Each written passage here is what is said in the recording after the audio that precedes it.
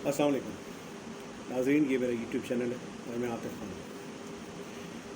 आज कुछ दोस्तों के साथ बैठा हुआ था और कुछ डिस्कशंस हो रही थी जो कि बेसिकली कल से ही हो रही हैं। 26 तारीख को खान साहब पेशावर से ट्रैवल करते हुए इस्लामाबाद डी चौक पे तशरीफ़ लाए। वहाँ पे मौजूद ख़वातीन, बच्चे, बूढ़े, जवान, जो सब लोग पूरी रात पुलिस वालों की लाठी चार्ज का और आंसू गैस का मुकाबला करते रहे और जैसे तैसे करके उन्होंने उसका मुकाबला किया और वहीं फुटपाथ पर ही कुछ लोग वहीं पे उन्होंने रात गुजारी, कुछ लोग वापस अपने घरों को गए, लेकिन सुबह फिर मौजूद थे वहाँ पे। खान साहब का उन्होंने इस्तकबाल किया, बड़ा भरपूर इस्तकबाल हुआ और जब सब लोग वहाँ पे आ गए तो खान साहब ने उस धरने को एक मुख्तसर से तकरीर करके डिस्पर्स कर दिया, यानी ख़त्म कर दिया। अब डिस्कशन ये हो रही थी कि बेशतर लोग ये कह रहे थे कि खान साहब ने ये क्या किया, क्या ये बुज़दिली का मुजाहरा था या खान साहब डर गए या उनकी कोई डील हो गई। हकीकत क्या है ये बहुत से समझदार लोगों को पता है, मैं भी आपको ये बता देता हूँ। खान साहब को इंटेलिजेंस रिपोर्ट्स थी कि राना सनाउल्लाह और उसके जो गुर्गे थे, जो बदमाश थे, जो वहाँ पर बुलाए गए थे, इसमें पंजाब पुलिस के नौजवान भी थे, कुछ रेंजर्स के लोग भी थे। मैं आपको बताता चलूँ कि रेंजर्स का ताल्लुक डायरेक्ट आर्मी से नहीं होता, ये बेसिकली FIA से लिंक्ड होती है और ये गवर्नमेंट की डायरेक्ट कमांड के अंदर होती है। यानी कि वज़ीर दाखिला जो है, हमारी बदकिस्मती कि वो वज़ीर दाखिला बना दिया गया उसको, तो राना सनाउल्लाह जो वज़ीर दाखिला की कुर्सी पे बैठा हुआ है, ये उसके अंडर कमांड आते हैं रेंजर्स पुलिस और इनकी अपनी जो प्राइवेट फोर्सेस थी, यानी जो उन्होंने गुंडे भर्ती किए हुए, उन लोगों ने मैसिव अटैक प्लान किया हुआ था कि जिस टाइम खान साहब वहाँ आएंगे, ये खान साहब को गिरफ़्तार करने की कोशिश करेंगे। उस दौरान में कुछ शरपसंद अनासर जो हैं वो गोलियाँ चलाएँगे और फिर क्रॉस फायर होने का ख़दशा था। उसमें बेशुमार औरतें, बच्चे, बूढ़े और बेशुमार लोग, उनकी जान जाने का ख़दशा था। खान साहब को जब रास्ते में ये रिपोर्ट मिल गई थी, जिसकी वजह से उनका 4 घंटे जो है वो रास्ता एक्स्ट्रा लंबा हो गया था, वो आपस में यही मशावरत कर रहे थे कि क्या वहाँ जाके धरना देना है, बैठना है या नहीं बैठना। लीडर की पहचान ये होती है नाज़रीन कि लीडर को अपनी सियासत से सिर्फ मतलब नहीं होता, बल्कि जिसके लिए वो सियासत कर रहा है, जो उसकी कौम है, जो उसके बच्चे हैं, वो उनकी ज़िंदगी का भी मुहाफ़िज़ होता है, वो उनका ज़िम्मेदार होता है। अगर इनके बुलाने पे वो लोग वहाँ आए थे तो उनकी ज़िंदगी की हिफाजत की ज़िम्मेदारी भी खान साहब और उनकी टीम पे थी। इसीलिए उन्होंने वक्ती तौर पे, फौरी तौर पे वहाँ से वो धरना ख़त्म कर दिया, वो चेंज कर दिया प्लान। अदरवाइज़ यहाँ पे खून खराबा होता, बेशुमार लोगों की जान जाती। ऑलरेडी कई लोग जान से गए, शादरे में कई लोगों की डेथ्स हुई। डी चौक पे आंसू गैस की शेलिंग से जो मेरे नॉलेज में है कि 3 छोटे बच्चे वहाँ पे शहीद हो गए क्योंकि वो उस गैस की ताब नहीं ला सके। वो गैस जहरीली गैस बन गई हुई थी, वो एक्सपायर्ड गैस थी, टीयर गैस एक्सपायर्ड थी। अब बड़ों पे तो असर होता है, बच्चों पे ज़ाहिर बात है उसका ज़्यादा असर होता है। बच्चों के लंग्स इतने मजबूत नहीं होते और बच्चे वल्नरेबल होते हैं, यानी कि कमज़ोर होते हैं। उनको कोई भी बीमारी जो है वो जल्दी आ लगती है या कोई तकलीफ़ उनसे बर्दाश्त नहीं होती। बड़ों की बर्दाश्त ज़्यादा है, बच्चों की कम है। उसकी वजह से वो बच्चे जहाँ पर ना हो सके और वो शहीद हो गए। और भी कई जगहों पे बेशुमार रिपोर्ट्स हुई हैं, कई लोग लाठियाँ लगने से मरे हैं, कई लोग दो बदू लड़ाई से मरे हैं, कई लोग गैस की ज़्यादती की वजह से मरे। तो खान साहब को ये गवारा नहीं था कि उनकी कौम के वो बच्चे, वो जवान, वो औरतें वो इस तरह वहाँ पे शहादत पाते।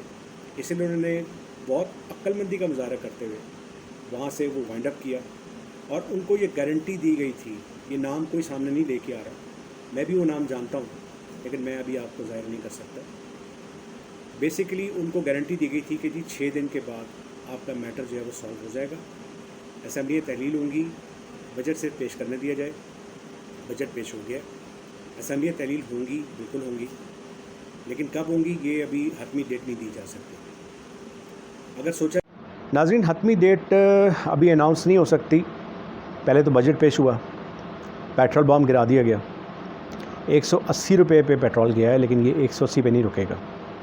अब से कुछ दिन बाद 10 डेज़ 10 दिन के अंदर ये 200 पे जाएगा, اور الٹیمیٹلی بھی 200 سے اوپر بھی جائے گا۔ IMF کے ساتھ جو شرائط طے ہوئی ہیں، جس میں IMF نے ان کو نئے ٹیکسز لاگو کرنے کا مشورہ دیا ہے اور دیگر چیزیں انہوں نے ان کو کہا ہے کہ اس کو بڑھائیں۔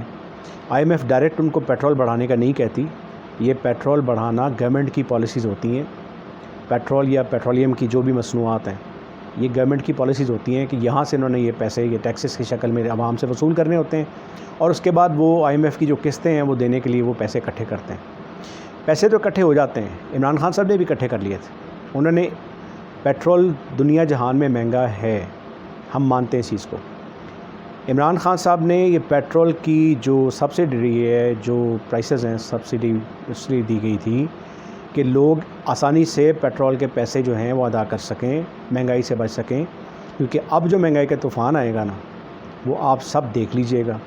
یہ حکومت یہ کہہ کر آئی تھی کہ مہنگائی کر دی، عوام کی کمر توڑ دی، پیٹرول مہنگا کر دیا، چیزیں مہنگی کر دیں۔ اب دیکھتا ہوں کہ عوام کیا کرتی ہے، کیونکہ یہ سب کچھ تو اب بھی ہونے لگا۔ تو پیٹرول مہنگا کرنا گورنمنٹ کے ہاتھ میں ہوتا ہے، انہوں نے صرف وہ ٹیکسز کلیکٹ کرنے ہوتے ہیں۔ خان صاحب نے دوسرے عوامل سے ٹیکسز کلیکٹ کر کے اس پیسے کو عوام پہ لگایا۔ پہلی دفعہ کسی حکمران نے ٹیکسز کا پیسہ عوام پہ لگایا، یعنی جو اصول ہے تو تمام دنیا کا کہ آپ عوام سے ٹیکسز وصول کر کے عوام پر ہی لگاتے ہیں، اپنی عیاشیوں پہ نہیں خرچ کرتے۔ انہوں نے عیاشی کرنی ہوتی ہے، ان کے عللے تللے بے شمار ہیں، اسی وجہ سے یہ پیسے وہ یہاں سے وصول کریں گے، عوام پہ ٹیکسز کا بوجھ ڈال کے بھی، پیٹرول مہنگا کر کے بھی، مہنگائی کر کے بھی، اپنے خرچے کم نہیں کریں گے۔ ایک ٹرینڈ چل رہا ہے میڈیا پہ، فیس بک پہ، ٹویٹر پہ، ہر جگہ پہ، کہ جو پیٹرول یہ مہنگا کیا گیا 180 روپے کا، جو 200 روپے تک بھی چلا جائے گا، یا ہو سکتا ہے 200 سے پلس چلا جائے۔ میرے جو نالج میں بات آئی ہے، جو میرے علم میں بات آئی ہے، وہ یہ آئی ہے کہ یہ قریباً 250 تک جائے گا، اور اس کے بعد جو طوفان بدتمیزی اٹھے گا مہنگائی کی شکل میں، وہ میرا خیال ہے غریب آدمی تو برداشت نہیں کر سکتا۔ تنخواہ دار طبقہ بالکل فارغ ہو جائے گا، میڈیوکرز فارغ ہو جائیں گے، یعنی لوور مڈل کلاس فارغ ہو جائے گی، اپر مڈل کلاس مشکل سے سروائیو کرے گی۔ وہ سروائیو کر جائیں گے کیونکہ وہ پھر بھی اس حال میں ہیں کہ وہ برداشت کر سکتے ہیں، لیکن جو لوور کلاس طبقہ ہے وہ کہاں سے برداشت کرے گا؟ جس کی تنخواہ 15,000 ہے، وہ پیٹرول کا خرچہ کیسے برداشت کرے گا؟ وہ یا تو سائیکل لے لے یا پیدل سفر کرنا شروع کر دے۔ تو ٹرینڈ یہ چل رہا ہے کہ جو سرکاری افسران ہیں، جس میں MNAs MPs بھی ہیں، یعنی پولیٹیشنز بھی ہیں، سرکاری افسران بھی ہیں، گریڈ 15 16 17 18 گریڈ کے افسران ہیں، ان سب کو پیٹرول فری ملتا ہے۔ آپ ان کی یہ جو فری آپ نے جو پیکج دیا ہوا نا ان کو، یہ بھی تو واپس لینا پھر ان سے۔ اس میں آرمی افسران بھی شامل ہیں، اس میں بیوروکریسی بھی ہے، اس میں بہت سارے لوگ شامل ہیں۔ تو ان سے بھی پھر آپ یہ سہولت واپس لیں نا، آپ ان کو بھی کہیں نا آپ 180 روپے کا پیٹرول ڈلوائیں یا 200 روپے کا پیٹرول ڈلوائیں، پھر ان کو لگے گا پتہ کہ عوام ٹیکسز کس طرح دیتے ہیں، عوام کیسے گزارا کرتے ہیں۔ تو یہ ان کی سوچنے کی بات ہے، یہ ٹرینڈ بالکل چلا ہے اور میں اس کو انڈورس کرتا ہوں۔ ان کو بالکل یہ بوجھ ڈلنا چاہیے ان پہ، ہم ان کے حصے کا بوجھ خود کیوں اٹھائیں؟ ہم آلریڈی اتنے پیسے دے رہے ہیں، اتنا خرچہ کر رہے ہیں، اتنی مہنگائی برداشت کر رہے ہیں، ہم یہ برداشت کیوں کریں؟ ہم یہ برداشت کرنے کو تیار نہیں ہیں۔ یہ بوجھ ان کے اوپر ڈالنا چاہیے، ان کو برداشت کرنا چاہیے۔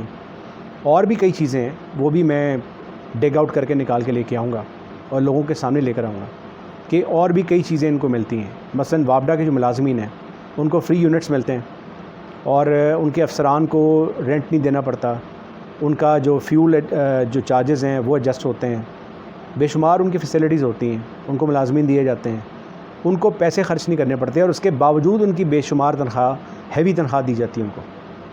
سرکاری افسران کا بھی یہی حال ہے، ججز کا یہی حال ہے، اور MNAs MPs کا بھی یہی حال ہے۔ تو ان سے بھی پھر یہ سہولت واپس چھینی جائے نا، چھین لیں ان سے، یہ ان سے واپس لے لیں۔ جب آپ ہم پہ یہ بوجھ ڈال سکتے ہیں اور ہم برداشت کر سکتے ہیں، اور اب ہم برداشت کرنے کو تیار نہیں ہیں، تو پھر آپ ان پہ بھی یہ بوجھ ڈالیں نا، ان کو بھی لگے پتہ کہ عوام کیسے گزارا کرتی ہے۔